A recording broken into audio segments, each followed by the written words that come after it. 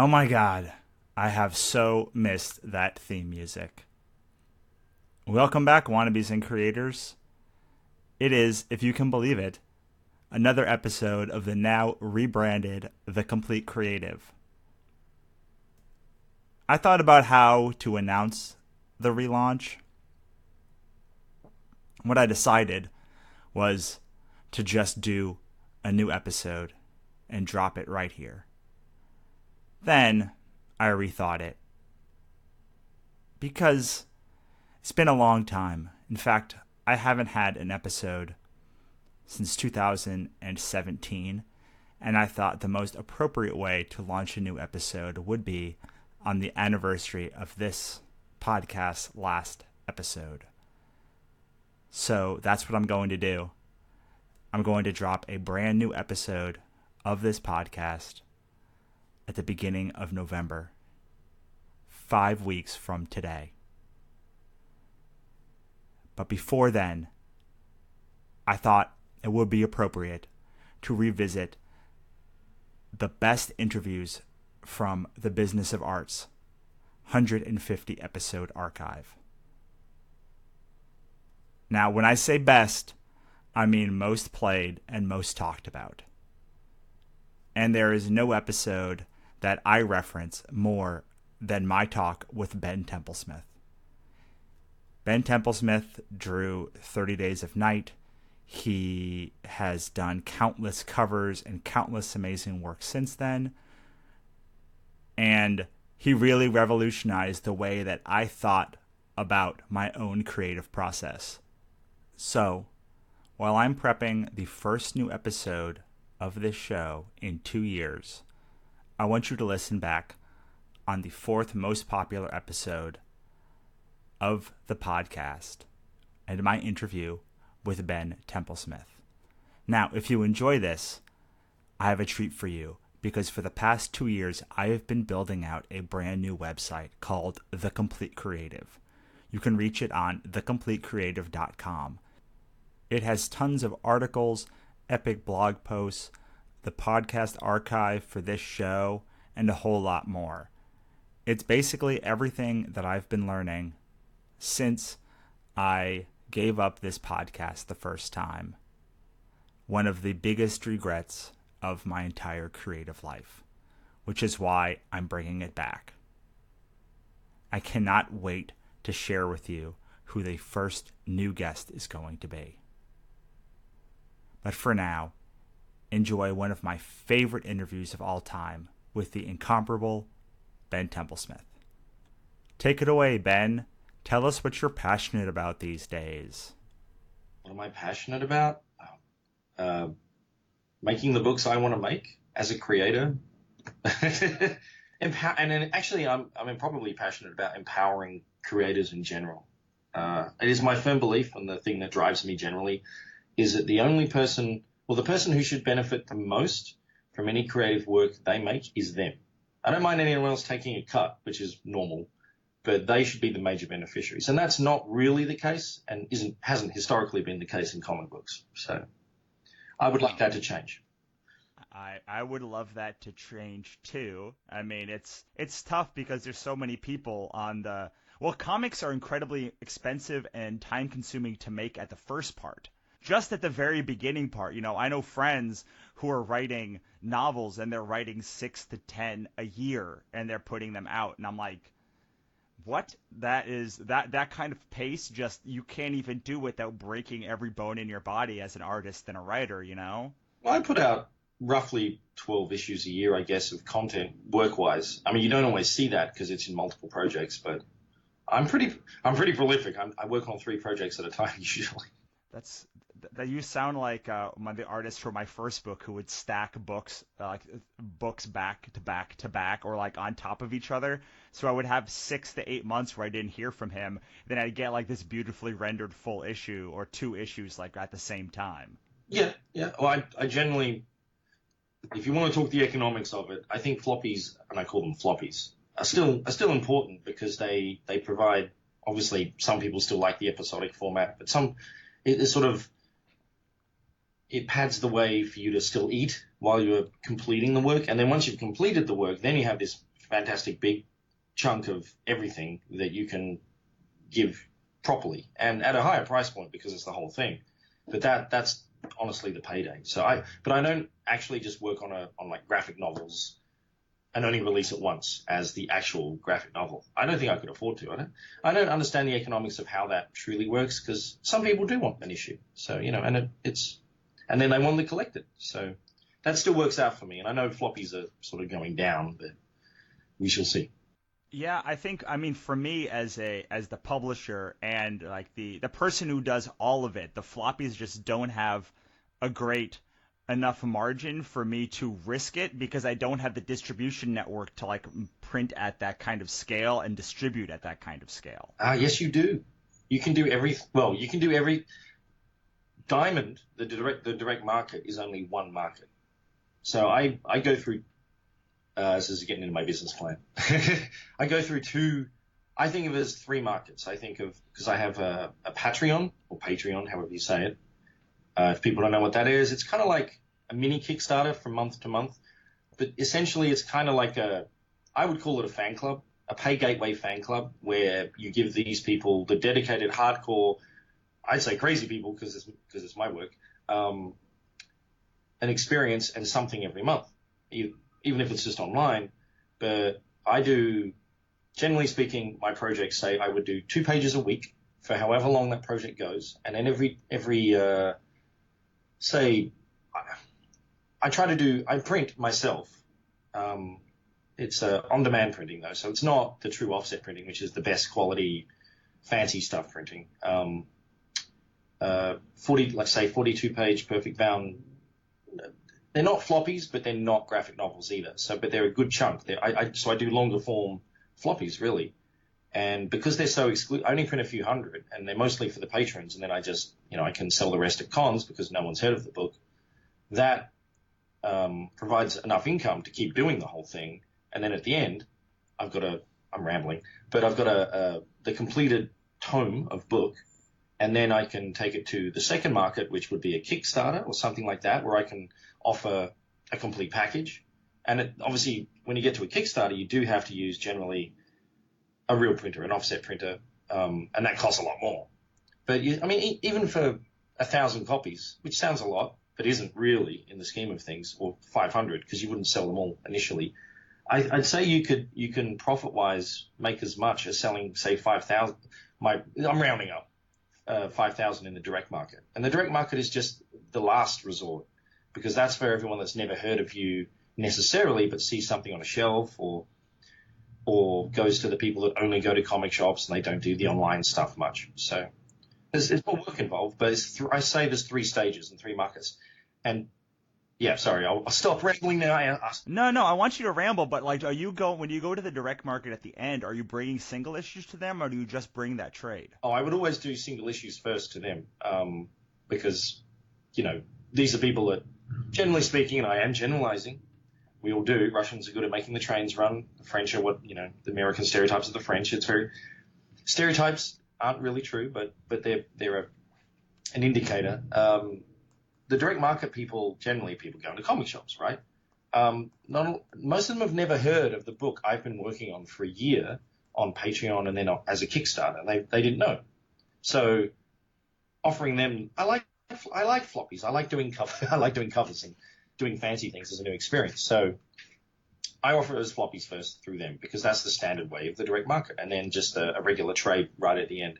So the end point for me is a trade through the direct market, probably through IDW or another publisher that I have a relationship with.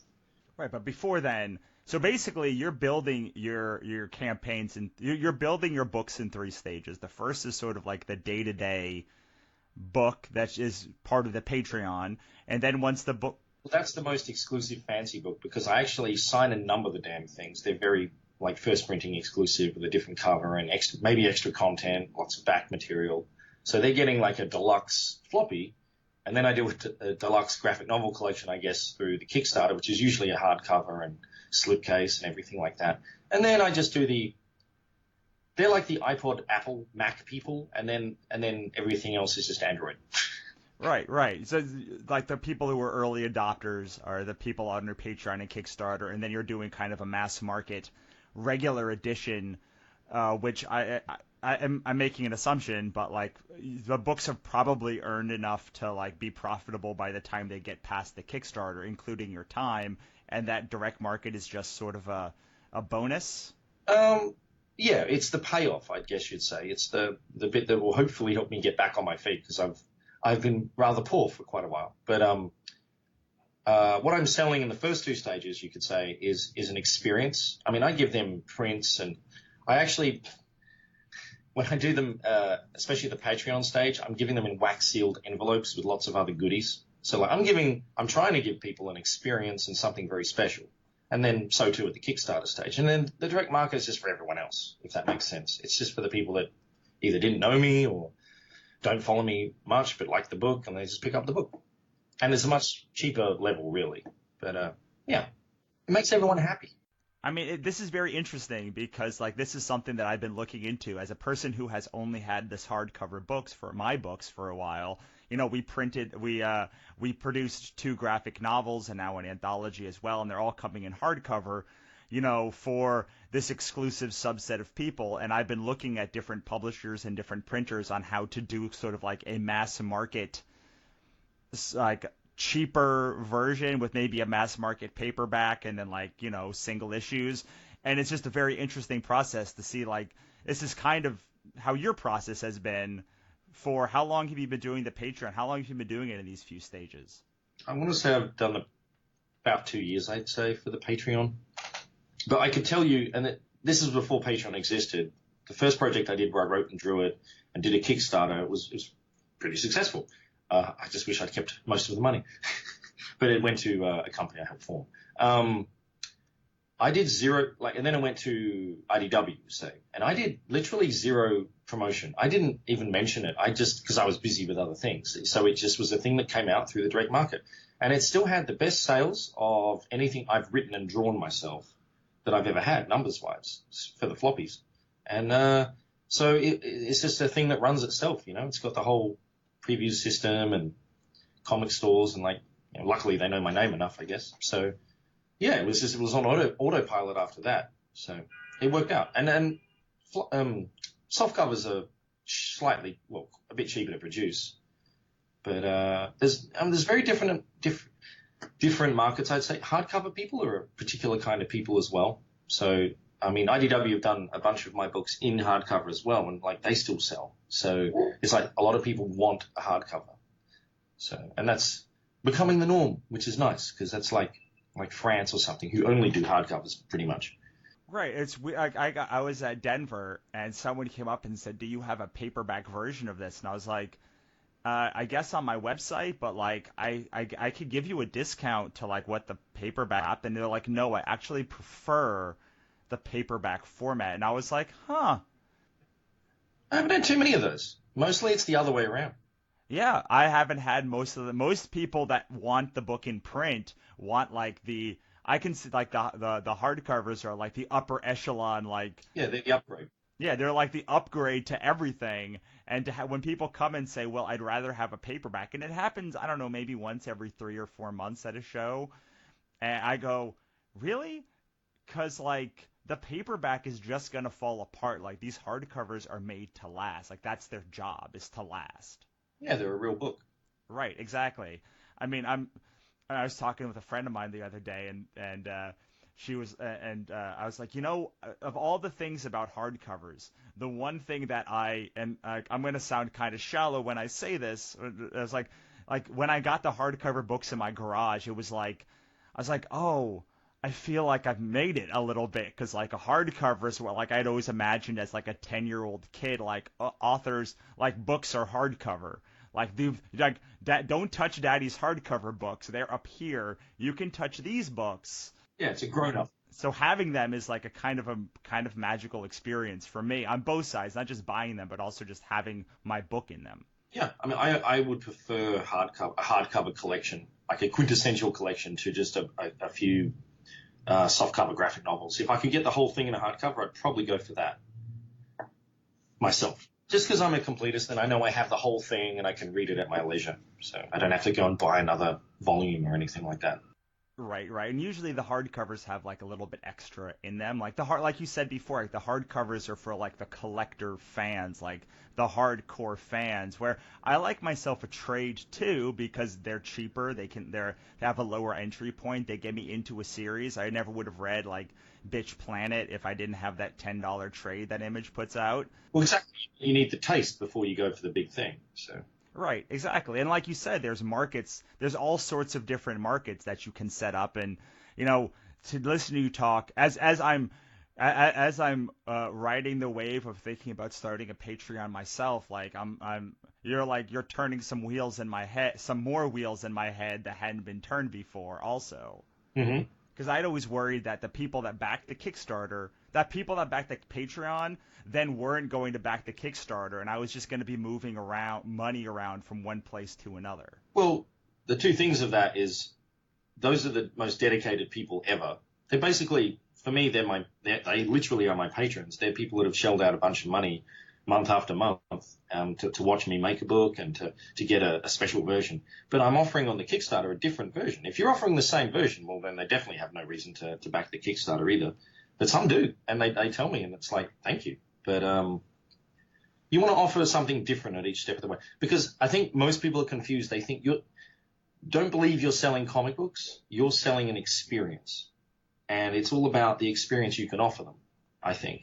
When they open the book or get the book in the mail, what else do they get? And how, you want to make people feel special. You want to put some time. If it looks like you've put time into what you're giving them, that breeds a loyalty that it's well beyond just a consumer product, I think. Because I'm not in it for the money. I'm in it for passion first and foremost. So. How much extra time do you put into how much time do you put into the Patreon every month? A lot. For a long time, it was not for a long, for a period of time, it was pretty much all I did, which was manageable, very manageable. Because I do a lot of in it. I don't just offer digital rewards, which is the easiest way to do it. It's sort of fire and forget, and then you put it up and it's done. But I offer a lot of, say, monthly, which I'm a little behind on because of cons. But monthly prints, I physically mail out prints, and then every quarter or so, maybe 4 months, they'll get a collected volume of the issue that I finished in a 42-page, like I said, perfect bound comic book, prestige format, I guess you'd call it.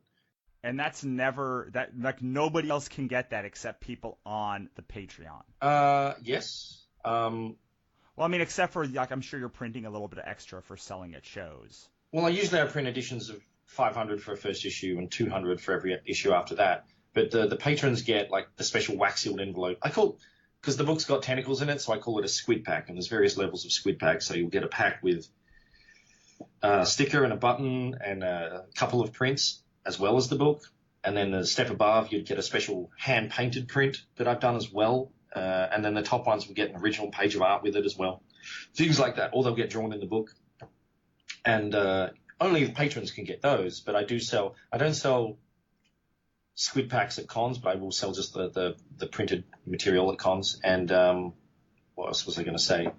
I actually also have a dedicated Patreon web store just for the patrons. So depending on, if you only want to see the process and the pages as they come, it's like $2 a month, say. But then the patrons that have backed me at a higher level, they're getting a printed copy.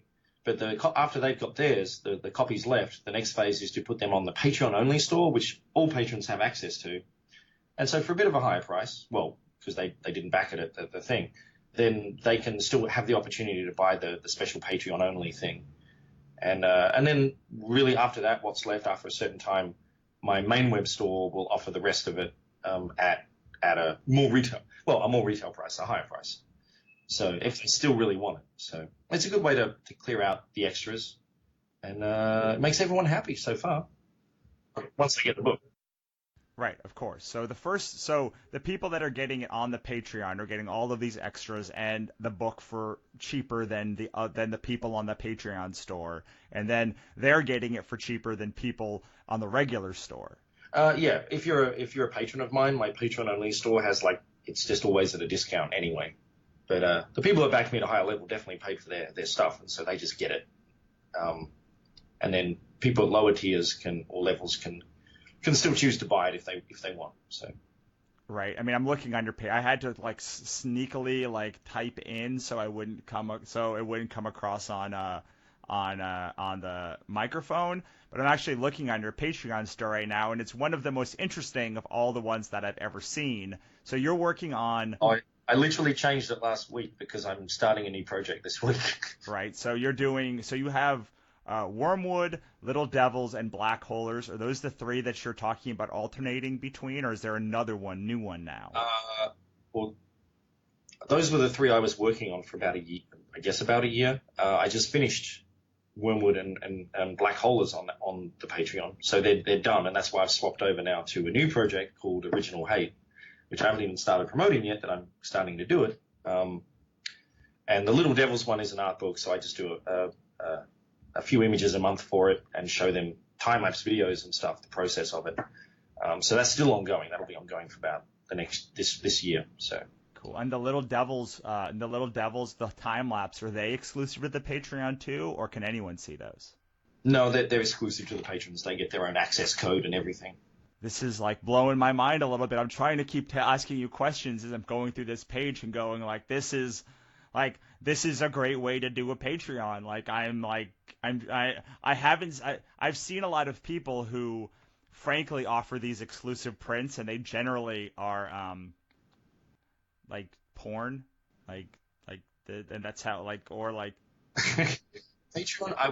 Patreon is very big for the or they'll do like a not safe arts. for work version of a regular print or a character that they have or some other thing, but like there's a lot of cosplayers on there that actually aren't really cosplaying. They're just showing off assets, shall we say.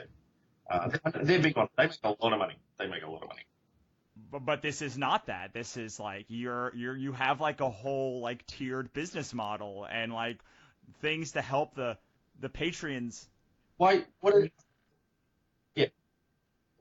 I treat it like a Kickstarter. Honestly, it's like if you want to back me at the basic level, you get a whole bunch of still exclusive stuff, but it just it goes up from there. The trick with Patreon is most of it. I mean, it works when you're going to do something anyway. Like you've set your heart on it. You want to do this thing.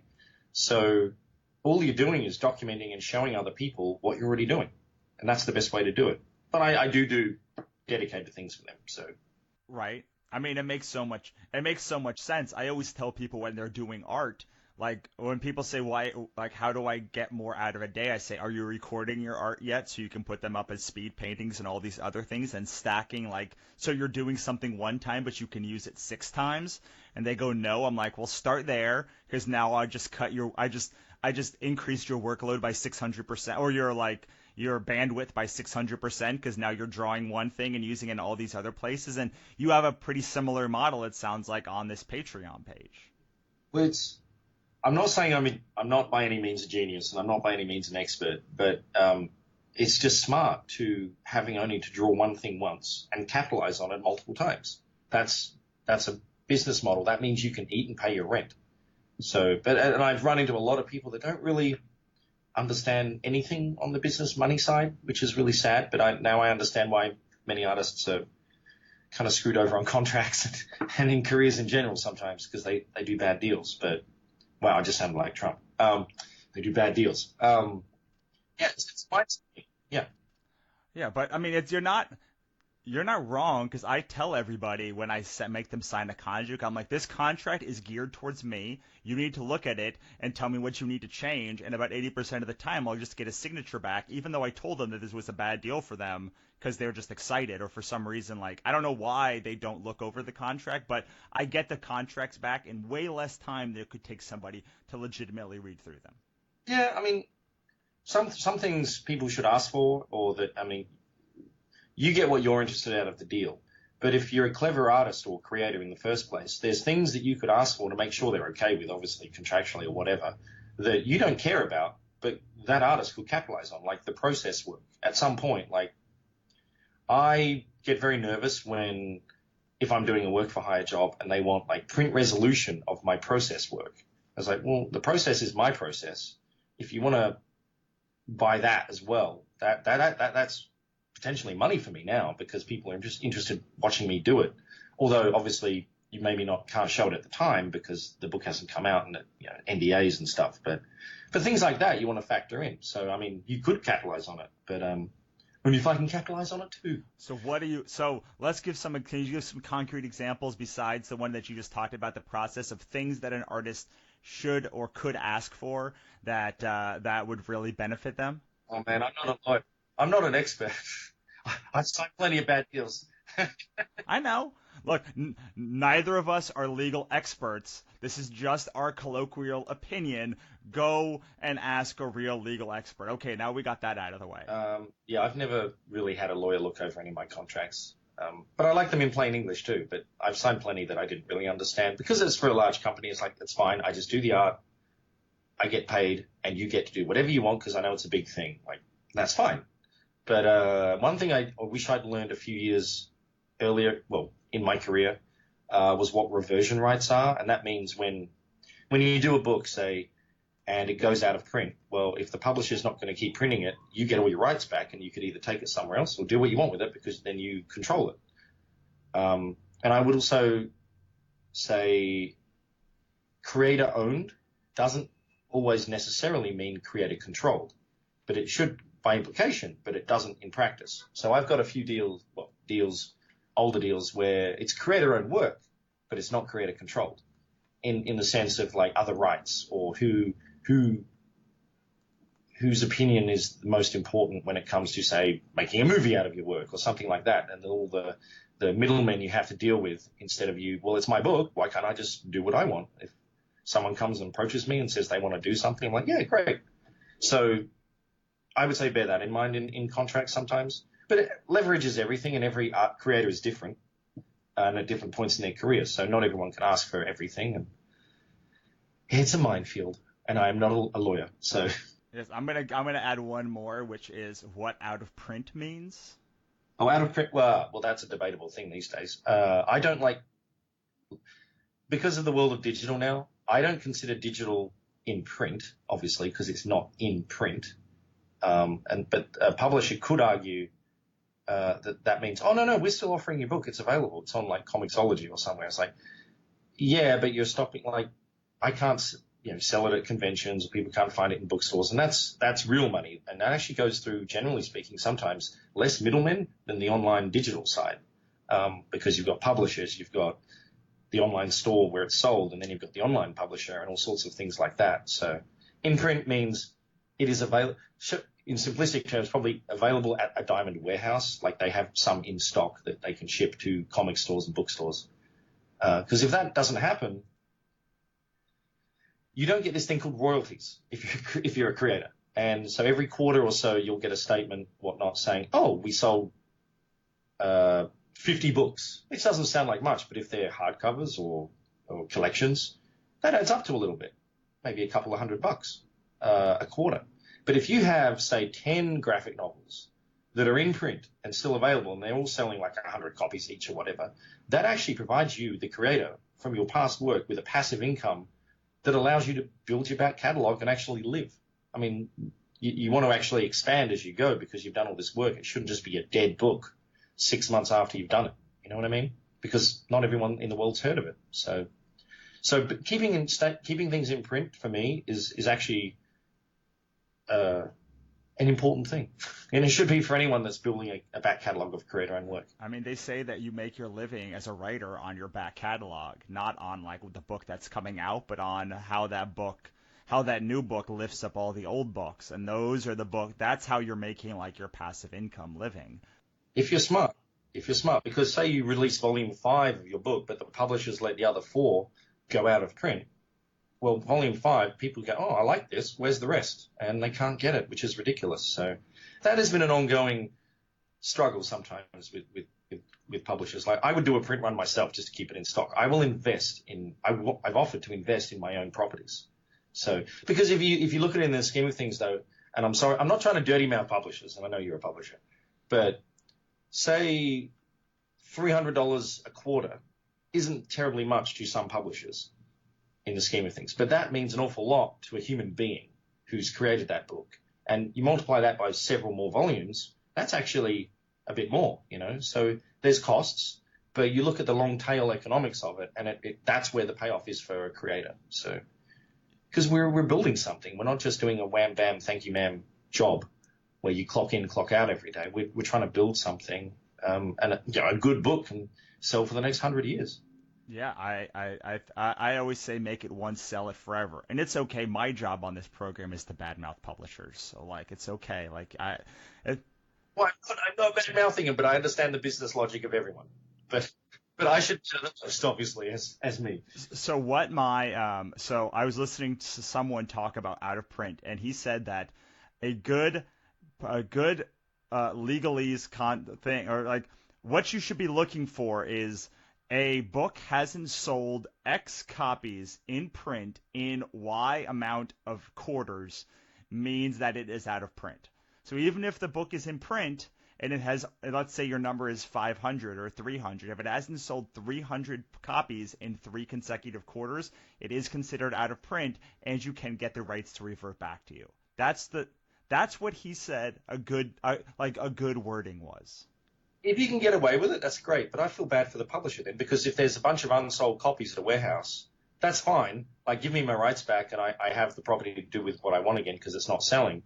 But I should probably have to buy those extra copies back, which probably would make sense because I want the book back. So that'd be fine, because then I could sell them at conventions. Because if you think about it, a good creator actually has more reach than a publisher, because the creator is the ground floor guy who goes out and meets fans, or girl, and meets fans. So I want my own product, my own stuff, to be able to sell to those people or show those people.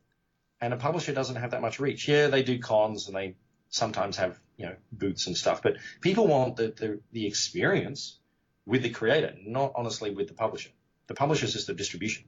Right. I mean, they're making their money on printing a whole bunch of things and getting a little piece of all of them, whereas like any creator by themselves does, you're right, has more reach. They can do more stuff individually, but a publisher makes their money by like having 500 titles out at any time and 2,000 books in their back catalog, instead of like a creator who has like 5 or 10 or 20. Yeah, so those 500 copies that are just sat with them in a warehouse, which is actually costing them money, and I understand that.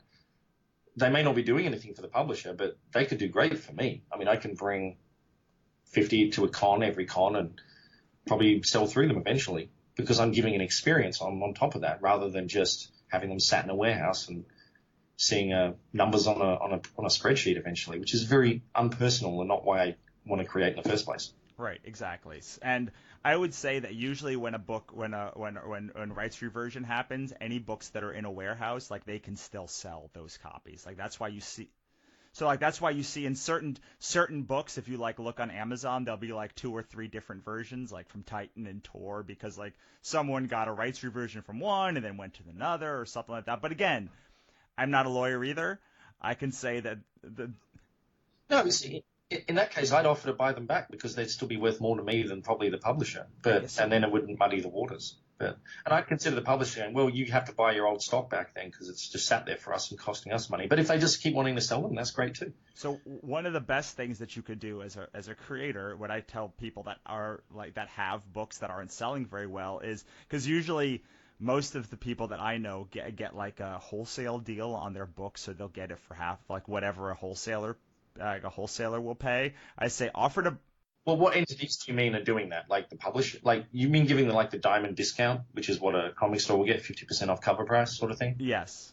I mean, I'll do that for bulk orders. If people want like 10 copies of my book, like, yeah, 50% discount. No. What I'm saying is like for the artist to buy, for the writer to buy the book from, they'll get a. So it's like if you go and they say the books aren't selling, you might say I'll buy the whole lot, but I'm only going to pay like 50% over your cost, not like my cost to take them off your hands. Or even better, at cost. Yeah. Yeah, at cost. So like, well, I mean, the best would be at cost, right? Because then like the margin between what the wholesale and the regular is still considerable. So like, well, yes, I didn't mean to cut you off, but like as a creator with a new book coming out, say from a publisher that I haven't done through my other markets, shall we say, I would love to buy extra copies just for myself at cost within the print run, because then I can sell them.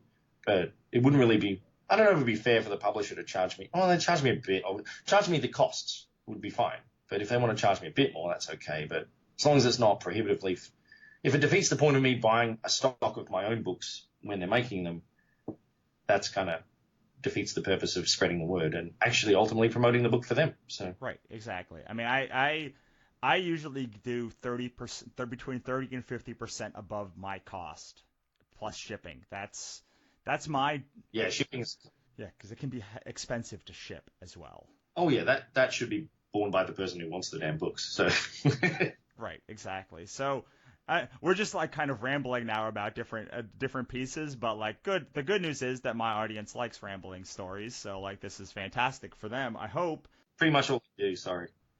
No, I mean, to me, it's great because we're talking about like the kinds of stuff that are really important, especially like if you're working for a publisher, because like it's one thing to work for yourself and print your own books, but eventually most people have a dream of working for a publisher, and that puts on a whole nother layer. Like I did not realize that if I were to work for a publisher, they would charge me wholesale price on a book and not like what I would charge, which is like 50% above my cost. Because the difference between the book that I paid $5 for and the retail price of $40 means that they're paying 20 instead of like $8. That's a huge margin that like if you're not negotiating properly or you don't know the numbers, like you could get really screwed paying $12 more per book if you want to get 100 copies of a book. Yeah, and I mean, honestly, the way you phrased it, I'm not going to say I have a problem with it, but I have a different perspective. So when you say work for a publisher, to me, that implies work for hire, which means, yeah, you're just working literally for the publisher. Publisher's paying you some money to go away, and they have their book, and they can do what they want with it. But when it's a creator-owned book, I would use the term working with a publisher. And if a publisher's smart, they will work with a creator because the creator, more than anyone else, not just a balance sheet, have the interest of that book and promoting that book and making money off that book, obviously, so they can eat. So a smart publisher, I would say, would definitely make sure a creator has copies of the book one way or another and help spread the word and promote it. And that should do nothing but help future sales, especially with extra volumes. So yeah, and because I mean, when you're working with a creator at the beginning, at the outset, like your job, you're hiring somebody or you're working with somebody a lot for the potential at the beginning of that creator, knowing that like hopefully that first book sells and that's great. Hopefully the second book sells and that's great. But you're really hoping that by the time you hit that third, fourth, fifth book, they're generating quite a bit of revenue for you, and so you're trying to work with a creator who is going to build who you can work with and build with for the long term. yeah, I mean, but not every creator obviously thinks that way, unfortunately. And I don't mean that in a negative way. They're just not aware. They don't have a business sense of or even a career plan necessarily. But I mean, I don't do books with 5 volumes normally. I do miniseries and then they get collected into a graphic novel. But I also try to sell, not myself in an egotistical way, but sort of like, and I'm not comparing myself talent-wise, obviously, but like a David Lynch film is a David Lynch film, so you see it because it's a David Lynch film, not because it's the third in a trilogy of a certain film. And same with Tarantino. It's like you go for the experience of that creative person. So I can do that hopefully and build a back catalog regardless of the stories I'm telling. They're not like all in a chain, like The Walking Dead, which is a massive, huge thing. But if it's not The Walking Dead, it'll see sales. It won't sell as much, obviously, because it's not Walking Dead. That's a very particular thing. But I try to spread my appeal out across all the things I do that are with my own voice, at least. So I still look at the long tail economics of that. So hopefully a publisher would be investing in me. But then I have an actual career. I've been around for way too long. So it's a bit different when you start. You do have a brand. I mean, like when you look at a Ben Templesmith, it looks like a Ben Templesmith book. It doesn't look like anybody else's book. You immediately go, I know who did that book, and if you like the Ben Templesmith brand, then like you will probably buy that book because you know like what to expect inside of it. Which I mean, I think is one of the most important parts for marketing and branding because like like you want your little piece of the internet. Like you have a little piece of the internet and like a little piece of a con that people go, I want that thing. And like I want him to make that thing. And basically, if Ben makes the thing, I'm at least going to give it a shot. Yeah, I mean, I'm lucky in that my style looks a certain way, and not many people can replicate it. And I'm rather unique that way. I'm a niche guy, or niche guy, however you want to say it. But what I also try to do in that is it's the stories I try to tell relatively in the same ballpark. Like the vibe and the quirkiness that I seem to have is what I want to be consistent with. So I won't do a horror book and then suddenly do a superhero romance book or something like that, if that exists. Because that's, even with my art style, that's a totally different book. And people are like, oh, I liked his previous thing. So I try to be consistent in that, in the genre. Not completely the same thing every time, obviously, but everything should have the same vibe, the same quirk, and they know that if they liked the previous experience, hopefully they will like the new experience because it's the same thing that they liked, except it's a different story. Right, like Tim Burton. Yeah, without Les Burton. I know, but like Tim Burton does like animated stuff and like stop motion stuff and like live action stuff, but it's very much like, not that you and Tim Burton are analogous, but like he's actually the one example I use. I wish he would change it up a little bit more because it's like I'm tired of Tim Burton. But he's a very good example to use. It's just that I would use David Lynch or Tarantino more in style and the fact that I know Tarantino's not going to make a film where someone's not getting shot in the face, but the story will be completely different. But the vibe, the dialogue are there, and the feel, So I'll always see a Tarantino film. So I don't know. That's what I'm trying to go right. for. No, I mean it's part of like part of like building. Like, I don't like long stories. I like things that are like Terry Pratchett stuff and like Douglas Adams, which are like there's a universe there, or like Stephen King, where there's a universe there, and if you want to look for it, you can look for it, but like you don't have to look for it. Like you can just enjoy each thing as its own piece of this like overall world. Exactly. And it still allows the creator to have fun and dabble in new things because the creator doesn't want to do the same thing over and over again. But you want to be in the same wheelhouse, sort of, hopefully, mostly. Right, exactly. Okay, so we need to work towards wrapping up, but I want to ask you if you could go back and like talk to young Ben. Reversion rights. Yes, that's what you would say. Like, what like is that like the understanding what they were at all, knowing they existed. No, please finish the question. No, like I mean, you can say reversion rights or other things that you said, but like, what couple of things would you tell them to make sure that like they didn't have as much heartache as you had in your career, or somebody else? You could say some other like young. You want the honest answer? Yeah, of course I want the honest answer. Don't go into business with other people until you know how they really treat money, because that's. Like if you're looking to do the next step and like say form your own little publisher or do a thing, that's a very big step, especially if you're on the hook financially and you're with say another person that treats money like it's all theirs or that it's just theirs to spend. And business is business. And when you're a commercial artist, say, you have to really understand some of the business side of things and be mindful of that and frugal. Because actually, the one thing as a creator, a lot of people don't understand is we don't get paid very often. Sometimes we're talking months of, between paychecks or royalty checks, say. So you have to learn to budget and how to manage your own money and all sorts of things like that. And that's stuff they don't normally teach in school, apparently, which they should. I would tell myself that, yes. Yeah, that's the biggest thing that I spoke at an educators conference a while ago, and I was like, this is the most important thing that I do all year. Like not making like this conversation, because if I can get through to the educators in this room about turning your art into a business and having better business concepts and how to teach business concepts to artists, then we won't have so many artists who come up to me at shows asking, why didn't I learn this in school? Which breaks my heart every single time.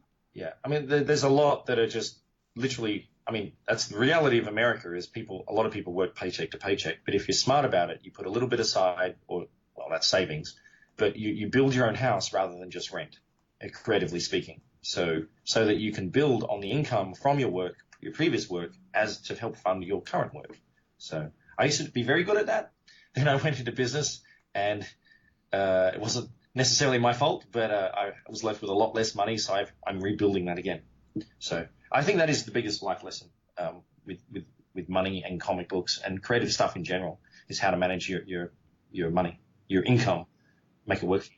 Well, I mean, I like what you said about the partnerships because, like, I've had many companies, and most of them were fallen by the team involved not being all on the same page. Well, it's like a marriage, and one of the most important things in a marriage is the finances. So, and the fight's about finances. So you really have to be very sure about how other people, if they're treating money the same way you do, or if they think it's all theirs and is meant for their lunch every day on the company card instead of paying for shipping of books and things like that. So, there's priorities and sanity. And you sound like a cluey guy. I think you'd understand that much. Yes, you're speaking right down into my soul right now. Yeah, but everyone has at least one bad experience with that sort of thing before they learn, unfortunately. So yeah, and I don't like. Unfortunately, like a lot of times I go, you're just gonna have to have it. Like you can like you just gonna. Sometimes I'm like you just. Like, I'm gonna give you all the warning signs, but you're just gonna have to have that experience. And like, I hate it. Like, I'm gonna ache for you while you're having it. But I hope that at least some of the people listening to this will be like, oh, maybe I shouldn't be in that partnership because maybe our voices. I feel that way about artists too. Like, a lot of people ask me how to find. Like how I tend to have good luck with artists, knock on wood. Paying them is the biggest one I find. But like I find like I spend years sometimes looking for the right artist for a project because I want to make sure that like we're on the same page with that project. Oh yeah, that's a creative marriage, and that's a whole other ballgame. But yeah. No, I think the story of comics is really failed relationships, both creatively between creators that way, and also like failed publishers and just failed business. I mean, you've seen, remember the news of like CrossGen and a whole bunch of publishers that sort of disappeared overnight, and a bunch of creative people were left owed money and all that sort of stuff. So like figuring out the warning signs and figuring out if you have an understanding at all of the business side of things is like you should know when maybe to leave early sometimes. Yeah. Well, I like to think of it like looking behind at the end of the Matrix when Neo can finally see the code behind it, like if you can have a little bit of business sense, you can see behind you can see the code of the Matrix and like almost see like what's going to happen before it happens. I've always thought there should be a creator summit or something where other older creators can actually just tell people these things exist, the newer guys or girls. That's you just named the ethos of this show, which is like having older creators and younger creators telling people who are behind them like what to look out for and what to do. A lot of creators get very competitive though, and sort of want to keep their own thing because they feel. I'm not going to say they feel threatened, but there's an aspect to that. But like, I don't compete with anyone. My style's my style, so I'm happy to tell anyone how I do things, and if they can replicate that with their stuff, more power to them. That's great. All right, so I promised my friend Walter, who is the basis of why I know you at all, because you're the reason why he got into doing comics, that he could ask you one question. And so this is his question for you. Why do you come back to comics when you could be doing other art? Fine art, concept, marketing art, etc. So advertising is soulless, and you don't get anything from it except some really good money, I guess, but you have to work hard for that. Fine art is full of rather pretentious people sometimes, but also like a gallery scene that's highly political, and it gets very political there. And I'm not going to use the swear word, but I don't deal with that stuff much. I just do my own thing. And comics, honestly, I love storytelling. I love the medium, and it's an American-made sort of medium. It's as American as apple pie, and it's very underappreciated in America, unfortunately. I just like telling stories, and I like meeting the people that I tell the stories to. So I like that whole experience. So I just have stories, and I want to tell them. And they're like cheap movies on paper, really. So, and I don't pretend to ever want to manage like 100 people to make a damn movie and millions of dollars in a budget. So comics are the next best thing. I love that. I was talking to one of my publisher friends, and so she was like, "Why did you get in?" I was like, "Why did you get into?" I was like, "Because it's cheaper than making movies." Like it's like making a movie on paper, and I love movies and I love visual storytelling, and like And Hollywood does that now too. So right, exactly. All right, so this is when all of the people that are listening to the show are going to come back and listen, who've been like tuned out, and this is your chance to impart them the one piece of wisdom that you want them to remember for the rest of the week, the month, their life. Like if you could give them one piece of advice, whether you've said it already or not, that they're going to come back and listen to now, what would it be? you create, as you as a creator, you're worth something, so never give your work away for free. With the proviso that maybe right at the beginning you have to do a little bit of that to get somewhere and to make connections and to, yeah. But generally speaking, no, you're always worth something, so never work for free. Never work for exposure, because that's sort of the most, you wouldn't ask a doctor or a lawyer to do that, although lawyers do work pro bono, but that's for a big payoff usually, or morals. But yeah. Spec work lessens everyone else. It lessens all of us. I love it. Is there anything that we haven't covered that you want to talk about? No. I don't know. I mean, it's just a rambling conversation. I'm happy to chat. So that's all I can think of, really, at this point. Awesome. All right. Do you have anything coming up in the near future that we can look out for? Well, I have. If anyone knows my work, they've probably, hopefully, heard of Wormwood Gentleman Corpse, which is like my funny black humor horror thing. That's coming back. It's in previews right now to order through the direct market. I finished it on Patreon, thanks to my patrons. And I'll have a bunch of new Kickstarters and a new Patreon project actually starting this week, which is a Neanderthal revenge horror comic. So lots of blood and horrible things. And Neanderthals. Yeah, and if you really want to find out what I'm doing, it's I do it all online first, pretty much. So that's where you want to go first, rather than a comic book store. But it all will hopefully wind up in comic book stores, as we discussed. And is the best place to find them at the patreon.com/Templesmith? Yes, yeah. It has a horrible search function, so yeah, patreon.com/Templesmith is where I am. Excellent. Anywhere else they can find you online? Everywhere. I infect the internet like a bad STD. I'm Templesmith on generally every social media. So Templesmith, one word. Just search me and you'll find me. Excellent. Well, thank you so much for coming on, Ben. I really appreciate it. Thanks for having me. And I don't think I swore a single time in this interview, which is a record for me. So that was my interview with Ben Templesmith. Funny story about Ben. We did that interview years ago. I've met him dozens of times. And until very late last year, he still could not remember my name. In fact, I don't even know if he still remembers my name. He remembers my face, though, now, at least. He recognizes that he recognizes me. Which is funny because he absolutely revolutionized how I thought about my creative career. Everything he talked about, I've tried to incorporate into my own career. Some very successfully, some moderately successfully, some completely unsuccessfully. But he was a huge catalyst to my own creative growth, and I hope it helped you too. I hope you enjoyed that remastered version.